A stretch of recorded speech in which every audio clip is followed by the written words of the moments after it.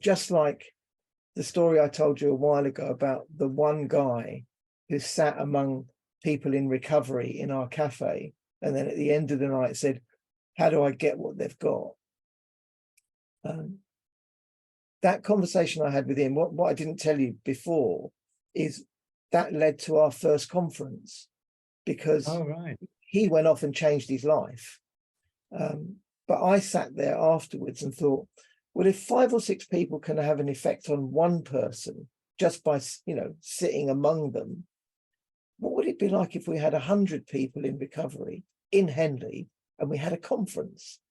It might be able to affect the whole town, So in my mind, I took something from that conversation as well. And that led to our first conference in 2013. And we got about 100, 120 people in an audience, and we had some really great speakers to talk about recovery and addiction, and people at different ends of the scale, so we could have a good argument and discussion over lunch afterwards. And yeah, if we weren't willing to be visible, that would have been a kind of clandestine conference that we didn't advertise and we didn't talk about in any way. But instead, because we were willing to be visible, we brought this amazing thing to our little town. I don't know if it had a lasting impact, but for that moment, it changed the atmosphere, and people were willing to stand up and say, I'm in recovery. In fact, I think we had at the beginning, we had people willing, and I was certainly one of them, to hold up a plaque. And I remember that. Both sides of the plaque had, I used to be a drug user and now I'm in recovery, or something. It was personal to that person, to those people.